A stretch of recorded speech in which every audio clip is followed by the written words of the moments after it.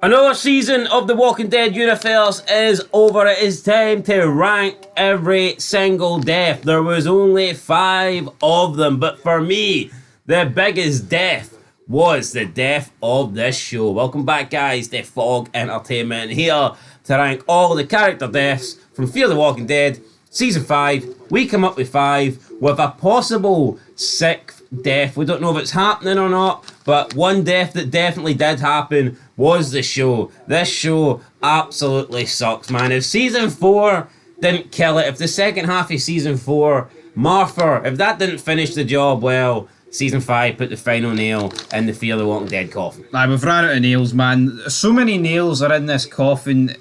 B&Q's out of business. Because I tell you what, right, this has to be the worst deaths list I've ever laid eyes upon. And we've done a lot. We have done a lot. Normally, we kind of dread these lists because, oh my god, there's about 40 deaths we need to do. Well, today you're getting shite banter for a shite list. Aye, shite banter on the shite mic, on the shite channel, in a shite time of the year where everyone just wants it to be 2025 already. But I tell you what, man.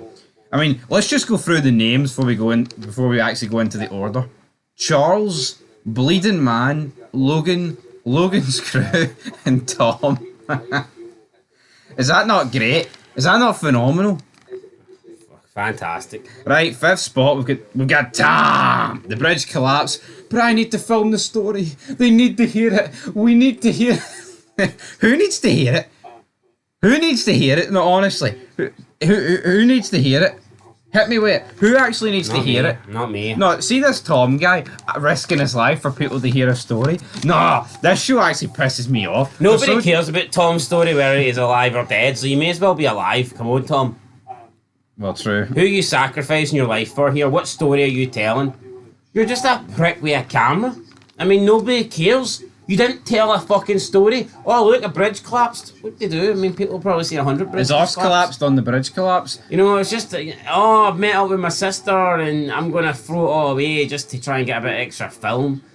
That is garbage, man. See if Morgan was a fucking leader, he'd take all of y'all's cameras and he'd fuck them in the bin and go, that's what happens when we prioritise filming over surviving.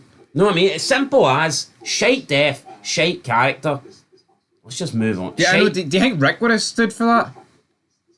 You know what I mean? Like, Laurie's died, Carl's died, and she's whipping at the Channel 5 action camera. Imagine Negan's got them all doing it on their knees, and he's got the Lucille hanging over them, and just like Abraham whips out a camera. It's like, I wonder who's going to pick. Who's going to? I need to document this. Live stream. Even though my head's going to get bashed in 2 seconds, I need to document it. Right. 4th spot belongs to Charles Mall, who got bit in the mall, lasted like a day. Wait, is his name actually, is his surname Mall, or have you just included that? I've just included that. Right, Charles, he got bit, he left a letter, he wanted somebody to put him down. I had a feeling that he'd have been turned a long time ago because the time frame wasn't really clear, but you were led to believe that this guy was bit a while ago. But they actually find him on top of the mall. He's on the rooftop and he gets to see the stars.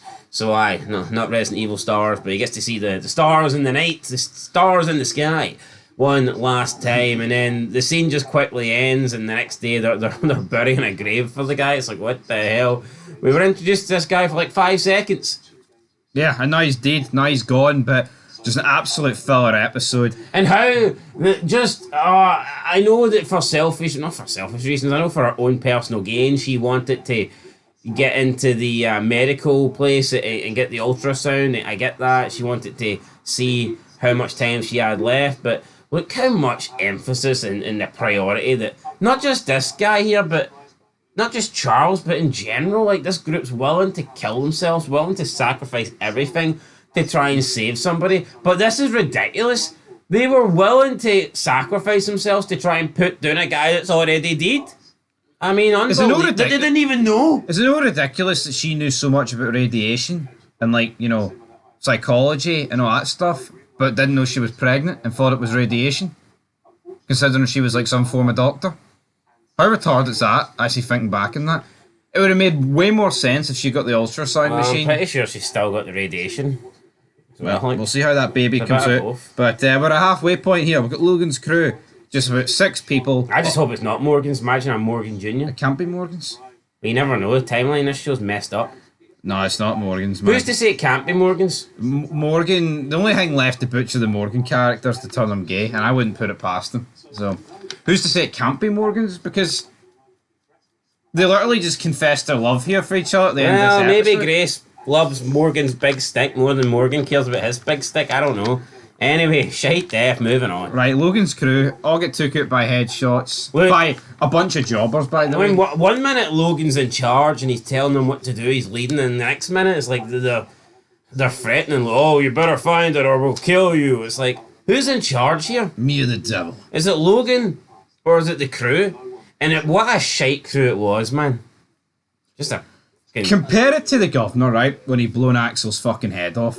Axel gets headshotted, then it zooms into an UG scope, and he pulls away, and it's the governor wearing an eye patch. How fucking badass was that? Compare it to this, a bunch of no-names with some, like, 45-year-old jobber woman leading them, fucking dropping these guys with headshots at ease. Utter pish. Yeah, these guys were headshotting everybody on top of a fucking horse. It's unrealistic for everybody to be a great shot. I thought the whole gimmick was, oh, John Dory, he's important to our survival because nobody can shoot like him. But this group just showed us that everybody in Ginny's little group is equally as good, if not a better shot than John Dory. It's just not... The show's fucking retarded, right? I don't care that these people have put in time, right? See, in the zombie apocalypse, these people still would not have as much gun time and as much training as your average cop who's been on the force for like 5 years, because they've been in the shooting range all the time. And your average cop ain't that great of a shot. It is what it fucking is. It's not like the movies where, oh, look at that, the pinpoint accuracy. Yep. Like, I appear to understand, man. See when police are like, oh, why don't they shoot him in the leg? Because it's fucking hard. See when you've got like a criminal or whatever, and people are like, oh, you shouldn't have killed him, should have shot him in the arm. Well, first of all, shooting somebody in the leg can still cause them to bleed out. But it's actually hard to pinpoint a smaller limb, a small part of the body. That's why you kind of just shoot for the overall body, because it's a bigger target and you're more likely to hit it. Being a very good shot is extremely difficult. But everybody in the Walking Dead universe makes it look like after 2 weeks of picking up a gun, man, you can fucking hit, like, I don't know, millimeter dots from like 2 miles out. It's not how it works. Not even how it works, but in the Fear the Walking Dead world, Nothing works. Nothing works. You were speaking about bleeding out there. Speaking of bleeding out, number 2, do you know who it is? Bleeding Man. Yes, that's this guy's name. Bleeding Man. Yeah, he stole Wes's, stole something. He stole his book. Wes shot him, chased him down, got on top of him, choked him out a little bit. Bleeding Man tried to stab Wes, I believe. So Wes kind of stabbed him, and then the Bleeding Man bled out, and Alicia blamed Wes. And it's like, well, hold on. First of all, I mean, this guy did try and stab Wes, and I mean, we don't know what he stole from him. I mean, I don't think Wes is a horrible guy. I mean, I don't think. Could you argue though this guy tried to stab Wes because Wes has already just fucking shot him? I don't think either guy comes out of this situation looking particularly great. No, I don't. But you know what? This show's not particularly great, so that's just who. It was just a retarded scene. You've got Strand and Alicia following these guys around like the director and producer of the episode. Ah well, Alicia. Wasn't it though? It just felt so disjointed. Alicia will just paint on some trees and she'll feel better.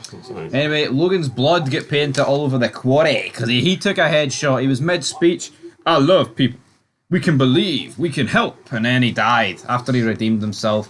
Yeah, he felt like Logan was maybe going to join up with the crew here. He was telling his crew, look, we're going to leave it behind.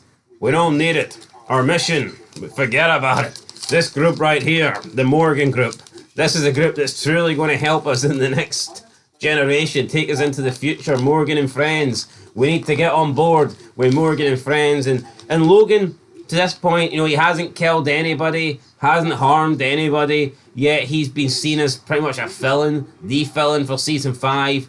And then just when you think, here, maybe they're going to accept him as a good guy, bang, shot, deed, Jenny and her group took him out. And then the rest of his group gets taken out.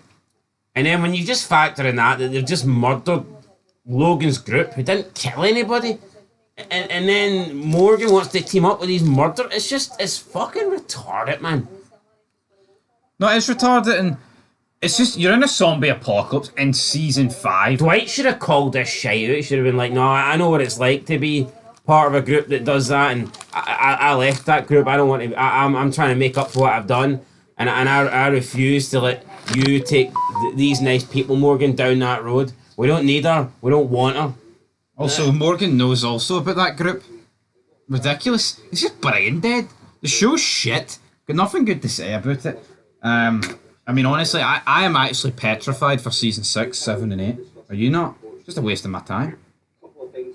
Yeah, waste of our time, guys. Not really worth watching, but somebody's got to watch it. We've got to watch. Well, we don't have to, but we want to bring you guys the reviews, the video, the content. So, we'll be here. Season 6 should be starting. Let's give you a time frame because the next free series in the schedule are Sons of Anarchy. Spring 2025. Well, I'm trying to think of a more accurate date than that. I'm trying to pinpoint I'd say around April. Oh, I don't know about April. I'm thinking May then. Late spring. I'm thinking closer to March. Planet of Ewan? Planet of Ewan? I said fucking April and your arse folded. No, because I thought I was pushing it back. March, guys. I reckon around March we'll see the return of Fear, season 6. A lot of people say it's the best season of Fear. So we'll see. I've got the fear, thinking of Fear. Anyway, guys, hit that like button. I honestly don't see how it can be better than season... I think the only season it can be better than is 5 and maybe 4. Aye, absolutely, but we'll see how it goes. Hopefully it is, because, I mean... Yo, we don't want the show to be bad. I would love it to be good. You never watch something and want it to be bad. You know what I mean? Especially when it's like a 4-minute entertainment. Anyway, till then, peace.